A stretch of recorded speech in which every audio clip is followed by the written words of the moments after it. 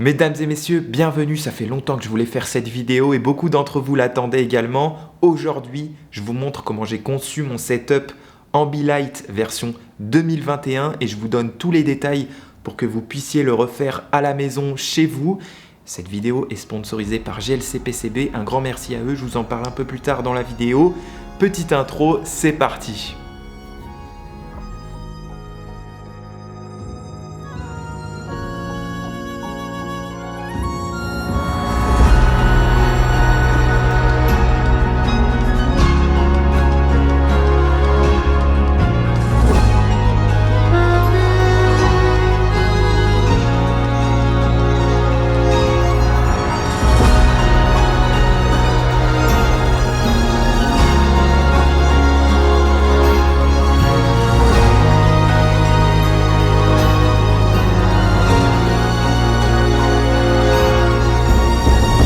Cette vidéo est une mise à jour du premier setup que j'avais réalisé début 2020. Depuis, il y a eu pas mal de nouveautés, vous allez voir, et notamment au niveau software, c'est plus facile à installer. J'ai fait en sorte également de repenser toute ma conception parce que ça prenait quand même pas mal de place. Il y avait beaucoup de câbles HDMI à brancher à droite à gauche. Et puis, vous m'avez posé pas mal de questions depuis la première vidéo. Donc aujourd'hui, on va faire clean, on va faire propre.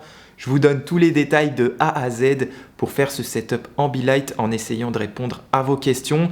C'est parti, vos setups vont être magnifiques, vont être top. On commence, mesdames et messieurs. Aujourd'hui, vous pouvez déjà bénéficier de la technologie Ambilight officiellement si vous achetez une télé Philips avec Ambilight d'embarquer, ou déjà depuis quelques mois maintenant, on peut acheter le bandeau LED Philips avec le boîtier qui coûte je trouve extrêmement cher, de l'ordre de 400 €, voire plus. Donc il existe aussi d'autres alternatives qui sont plus ou moins chères, mais qui sont à mon avis pas assez abouties. Aujourd'hui, je vous présente ma solution 2021 qui fonctionne super bien, sans soudure. Et si vous avez une imprimante 3D à la maison, vous allez voir, vous aurez un truc super clean. Je vais vous faire un point sur la liste des composants à acheter, mais pour vous donner déjà un ordre de grandeur, il faut compter un budget de 50 à 80 €. Voilà, selon ce que vous voulez, selon vos télés, etc. On va en discuter. Je précise que le but de ce setup est d'installer Ambilight sur nos télés et l'installer sur nos PC. C'est autre chose, il existe des solutions plus simples. Ça fera peut-être l'objet d'une autre vidéo. Comme je vous l'ai déjà expliqué dans la première vidéo, pour reproduire cette technologie sans passer par un PC, on va utiliser un microprocesseur qui sont des mini-ordinateurs qu'on peut facilement mettre dans un meuble.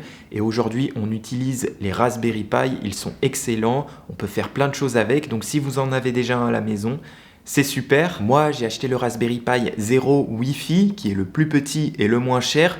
Et c'est lui qui va transmettre les bonnes informations au bandeau LED. Et au passage, d'après mes recherches, l'ensemble des Raspberry sont compatibles avec Ambilight. Donc, pas de problème là-dessus. Pour récupérer le flux vidéo de nos périphériques, comme la Play, Apple TV, etc.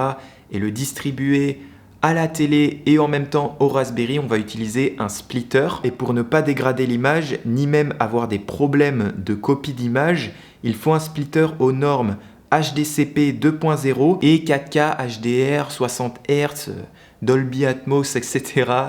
Selon vos télés. Et vous allez voir que c'est pas si facile de s'en procurer un qui marche et qui correspond à nos caractéristiques. Ça coûte généralement assez cher, c'est assez encombrant. Là, pour la vidéo, j'en ai trouvé un qui semble fonctionner en 4K 30 Hz, mais c'est pas encore le top pour ma télé. Donc j'en ai commandé d'autres sur AliExpress, j'attends de les recevoir. Je mettrai à jour la description, vous inquiétez pas. Mais au moins, j'en ai un qui fonctionne, vous pouvez foncer sur celui-là, il n'y a pas de problème. Certains d'entre vous sont déjà équipés d'un ampli home cinéma qui apparemment a plusieurs entrées HDMI, plusieurs sorties également HDMI. Donc avant d'acheter un splitter, essayez avec votre home cinéma. Il est possible que ça marche et je pense que ça peut marcher. Et pour ceux qui m'ont posé la question, ce setup fonctionne spécifiquement et uniquement pour les périphériques externes à la télé, donc les consoles de jeux, Apple TV, Chromecast, etc. Et pour le flux qui vient directement de la télé, ça ne fonctionnera pas malheureusement. Il existe des solutions pour les télés, notamment Android. On peut acheter des bandeaux LED USB qui se branchent directement sur la télé. Il y a des packs sur AliExpress qui sont notamment pas chers du tout. Le problème, c'est qu'on est vraiment limité. Ça fonctionne avec une application qu'on télécharge depuis la télé. On ne peut pas vraiment l'utiliser avec Netflix, YouTube, etc. C'est une solution à surveiller, mais qui n'est pas encore assez mature selon mon avis. Et puis vous allez voir qu'avec un Raspberry, on peut faire beaucoup plus de choses intéressantes. On peut aussi ajouter un switcher devant le splitter si on veut que ça fonctionne sur plusieurs sources sans qu'on ait besoin de débrancher, rebrancher. Et avec du recul, j'ai remarqué que j'utilisais Ambilight assez peu finalement et uniquement quand je joue ou quand j'invite des potes voilà, pour regarder un film. Donc j'ai épuré mon setup en retirant le switcher. Ça évite d'avoir plus de câbles, d'avoir une télécommande qui fonctionne qu'à moitié. Et ça diminue aussi la note car le switcher selon nos télés doit être aussi 4K, HDR, etc. Pour capturer le flux vidéo sur le Raspberry dans mon premier setup, j'utilisais ce EasyCap. Alors c'était le top parce que c'était pas cher du tout et il fallait aussi que la puce soit compatible au Raspberry. C'était un peu une chance sur deux.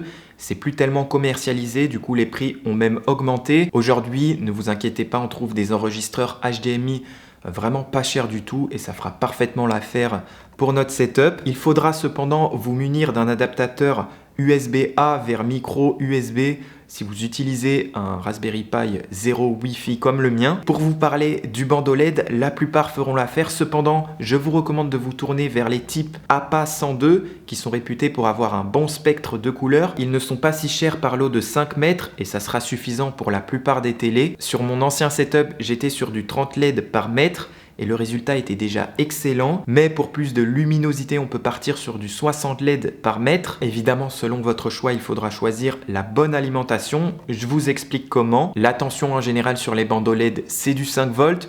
Donc là-dessus, pas de problème, mais ce qu'il faut regarder, mesdames et messieurs, c'est l'intensité. Une seule LED a besoin de 60 mA pour fonctionner à sa luminosité maximum pour la couleur blanche. Cependant, dans la pratique, on n'est pas toujours en luminosité max sur du blanc, donc on peut réduire la moyenne à 20 mA pour chaque LED. Je vous donne l'exemple à partir de mon setup. Pour un bandeau de 4 mètres avec du 60 LED par mètre, on se retrouve au total du coup avec 240 LED. Et si on fait le calcul, 240 fois 20 mA, ça donne environ 4,8 ampères. Donc je vais privilégier une alimentation de 5 volts et au-dessus des 5 ampères pour me donner une marge. Mettons 6-7 ampères pour être sûr. Il faut savoir que plus vous avez d'intensité en magasin, mieux c'est. Ça ne va pas griller vos LED, vous inquiétez pas, ce qui est dangereux, c'est la tension. Il faut vraiment choisir du 5 volts. La différence entre une alim de 6 ampères à 10 ampères, c'est quelques euros, donc je vous encourage à choisir du 10 ampères, comme ça vous êtes tranquille. Donc mesdames et messieurs, voici l'ensemble des composants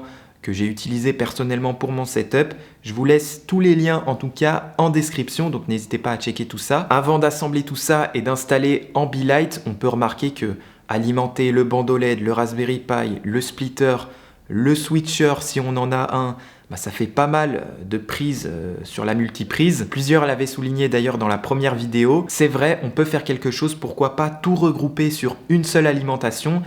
Et pour ça, mesdames et messieurs, j'ai fait appel à GLC PCB. J'ai conçu ce qu'on appelle un shield, qui est l'équivalent d'un chapeau qu'on va venir assembler avec le Raspberry Pi. C'est une plaque PCB qui me permet d'une part de récupérer le courant pour le distribuer à plusieurs connectiques et d'en même temps faire la liaison entre le bandeau LED et le Raspberry. Par conséquent, on a un assemblage beaucoup plus clean, sans soudure et vraiment top avec une seule alimentation. Pour vous expliquer de façon très simple comment j'ai conçu ces PCB, j'ai fait dans un premier temps un schéma électrique sur le logiciel Easy EDA. L'entrée de l'alimentation redistribue aux différentes connectiques le courant et pour alimenter le Raspberry, c'est un peu plus délicat, il faut un minimum de protection et c'est pour ça qu'on retrouve quelques composants comme ces condensateurs ou ce régulateur de tension 5 volts et la petite loupiote pour dire que tout fonctionne bien. Ensuite, j'ai converti le schéma en PCB, j'ai replacé les composants comme je le pensais et j'ai passé commande chez GLC PCB, le sponsor de cette vidéo. Vous commencez à les connaître maintenant. Pour ce genre de projet, leurs services sont top. On peut littéralement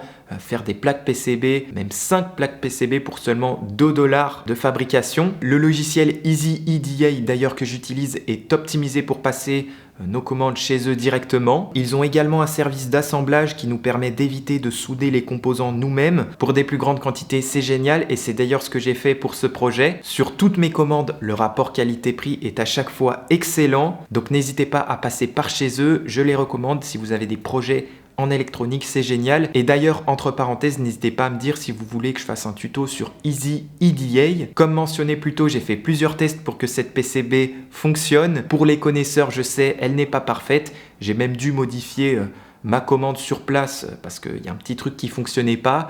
Mais elle fonctionne et elle fonctionnera également chez vous si vous voulez vous la procurer. C'est une manière pour vous aussi de me soutenir, lien en description. Donc tout est bien spécifié, on branche l'alimentation par ici, donc de préférence une alim de 10 ampères qui alimentera également le splitter et ou switcher via les ports USB et l'alimentation des LED se fait par cette connectique. C'est top, on va pouvoir passer à l'assemblage de tous ces composants. Voilà pour la partie électronique. C'est parti!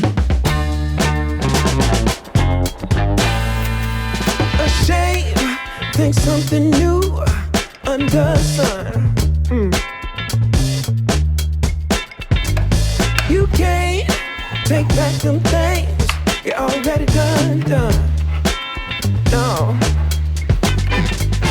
You blame things that you do on somebody else. No.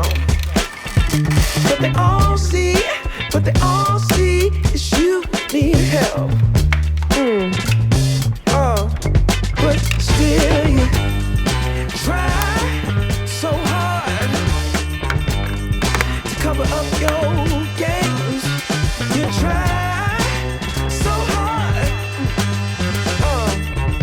hoping that one day something gon' change.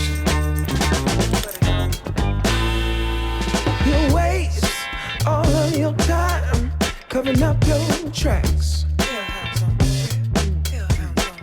Maintenant que tout est assemblé, tout bien organisé, tout branché, on va pouvoir passer à l'installation d'Ambilight. Comme pour le premier setup, j'utilise Hyperion, qui est le logiciel qui crée l'effet Ambilight. Depuis 1 an, ça s'est vraiment bien amélioré, vous allez voir. C'est toute une communauté qui travaille sur le projet pour nous fournir un logiciel en plus gratuit, donc un grand merci à eux. Pour installer Hyperion sur le Raspberry, il faut déjà avoir un OS d'installer dessus. La dernière fois j'avais utilisé LibreElec, cette fois-ci je vais utiliser Hyperbian. On va le télécharger sur le lien que je vous mets en description. On insère une carte micro SD dans le PC, j'ouvre mon logiciel Win32Disk, je fais bien attention de sélectionner ma carte SD, je sélectionne le zip d'Hyperbian et je clique sur écrire. Faites attention par rapport à la carte SD, ça m'est arrivé d'acheter des premiers prix sur AliExpress qui transmettaient bien les données, etc. Mais avec Hyperbian, ça ne fonctionnait pas, je ne sais pas pourquoi.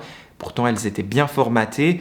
Donc, privilégiez la marque SanDisk qui fonctionne d'ailleurs très bien. Ensuite, pour que le Raspberry puisse se connecter à Internet, on va sur le lecteur boot qui vient d'être créé et on va créer un nouveau fichier qui s'appelle wpa-du-bas supplicant.conf. On va l'ouvrir avec le bloc-notes puis copier les lignes suivantes qui sont dans la description et il vous suffit de renseigner votre nom de Wi-Fi ainsi que le mot de passe. On insère la carte SD dans le Raspberry, on alimente et normalement on devrait avoir la loupiote du Raspberry qui clignote. Sinon, c'est que votre installation n'a malheureusement pas bien marché. Ensuite, mesdames et messieurs, c'est là que pas mal de choses ont changé. Au lieu de communiquer et paramétrer Hyperion via SSH sur le Raspberry, c'était pas si évident. On peut directement aller sur la nouvelle interface web d'Hyperion. Pour ça, il faut connaître l'adresse IP du Raspberry. Personnellement, j'utilise l'application Fing pour la trouver. Une fois connue, je peux la noter dans la barre URL de mon navigateur web. Et juste avant d'appuyer sur Entrée, je spécifie le port 8090, qui est celui par défaut pour tout le monde. On se retrouve sur l'interface et la première chose que j'aime faire est de passer en mode nuit. Ensuite, on va dans Configuration puis LED Hardware. Je choisis APA 2 pour le type de bandeau LED et je save Settings. Dans l'onglet Layout, je spécifie le nombre de LED pour tous les côtés de ma télé. Moi, ici, mon bandeau démarre et se finit en bas à gauche. Donc, je prévois également un décalage pour que ça matche avec mon installation, puis je save Layout. Ensuite, dans Capturing Hardware, je décoche Enable Platform Capture, je coche Enable USB Capture, puis Save Settings. Ensuite, je laisse tout par défaut et dans USB Capture, je sélectionne celui détecté par le Raspberry. Ça peut arriver qu'il soit pas bien reconnu, ça m'est arrivé. Dans ce cas, bien vérifier qu'il est bien branché au Raspberry et que le splitter également est bien alimenté. Pour avoir un minimum de latence entre l'image de la télé et le bandeau LED, je sélectionne la résolution la plus faible possible et la fréquence la plus élevée, puis Save Settings. Dans le dashboard, on vérifie bien que le Smart Access est activé, puis on vérifie que tout fonctionne avec le panneau de visualisation. On devrait voir apparaître ce qu'on a à l'écran de notre télé avec les LED qui s'animent. Normalement, ça y est, tout est bien configuré, bravo, tout est nickel, il ne reste plus qu'à profiter.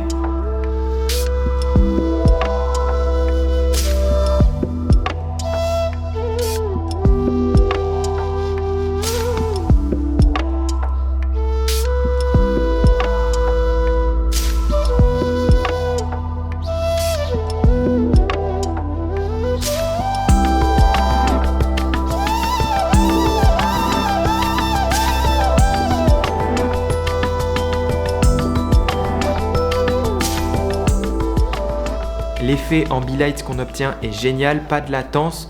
Cependant, j'ai noté que les composants parfois chauffent pas mal, donc n'hésitez pas à vous procurer des dissipateurs de chaleur. C'est pas cher du tout et ça fera le café. Autre remarque, dans l'onglet Layout, on peut voir que Hyperion nous calcule l'intensité max par rapport à notre nombre de LED. Ici, pour 240 LED au total et avec mon alim de 10 ampères, je suis bien en dessous, donc malgré le bon fonctionnement du bandeau, j'ai diminué légèrement son intensité dans l'onglet Remote Control. Le risque est que l'alim peut chauffer, personnellement je pense pas avoir de soucis. J'ai testé en luminosité max pendant plus d'1 heure et c'est loin d'être très chaud. Voici quelques pistes pour vous aider si ça ne fonctionne pas du premier coup. Vérifiez bien que Enable Platform Capture est désactivé et Enable USB Capture est bien activé. Si les couleurs des LED ne sont pas les bonnes, il faut changer l'ordre du RGB et tester jusqu'à trouver le bon. J'ai dû personnellement changer le RGB en BGR. Si tout fonctionne et que votre bandeau LED ne s'allume pas, une des premières choses à faire est de télécharger l'application Hyperion sur votre téléphone. Cliquez sur Ajouter un serveur, puis renseigner l'adresse IP du Raspberry, puis le port par défaut 19444. En choisissant une couleur, le bandeau doit s'afficher. Si ce n'est toujours pas le cas, vérifiez les soudures au niveau du shield. Ça peut arriver qu'une d'entre elles ait sauté. J'ai prévu des trous pour éviter que ça force dessus et notamment pour éviter ça.